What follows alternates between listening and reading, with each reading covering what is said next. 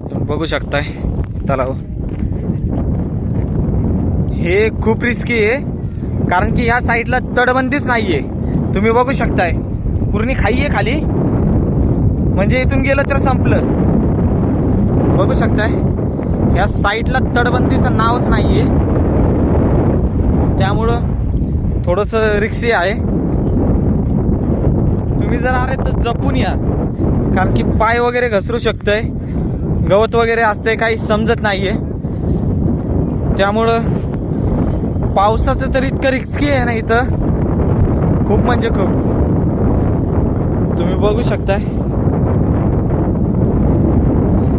हवेचा झोक असं येतोय ना, त्या बाजूला घेऊन जातोय, असे पाय कापते तिथनं जाताना.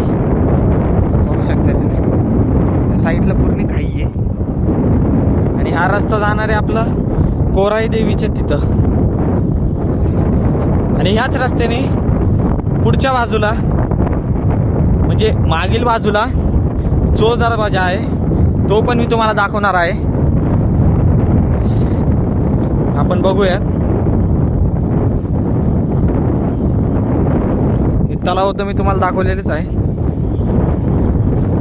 किल्ल्यावरती बऱ्यापैकी आणखीन काम चालू आहे, म्हणजे जे आपले शिवभक्त आहे ते परत नव्याने काम करण्याचा प्रयत्न करत आहेत.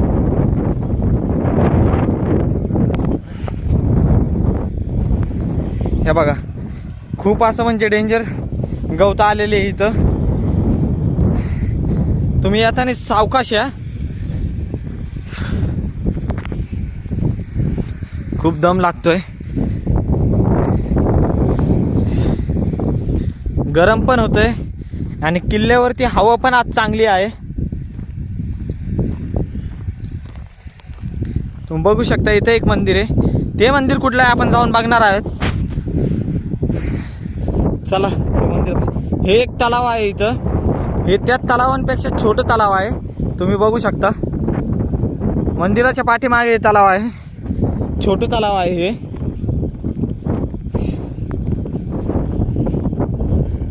आता आपण त्या मंदिरापाशी जाणार आहोत आणि तिथून समोर मग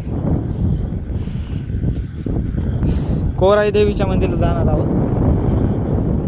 आता आपण इथं जाऊन बघूयात हे मंदिर कुठलं आहे काय आहे. बऱ्याचशा ठिकाणी इथं किल्ल्याचं काम चालू आहे. पुन्हाची किल्ल्याची जी तटबंदी वगैरे पडलेली आहे ती उभ्या करण्यात चालू आहे.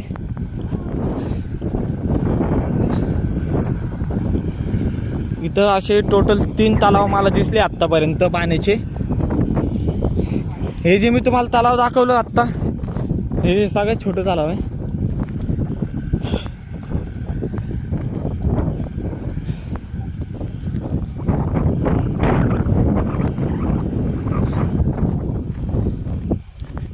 तर मंदिर आहे, कुठलं मंदिर आहे आपण बघूया.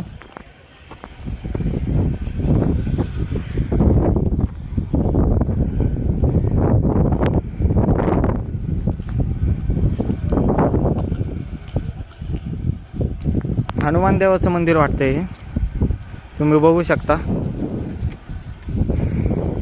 आता आपण तिथं जाणार आहेत कोराई देवीच्या मंदिरामध्ये.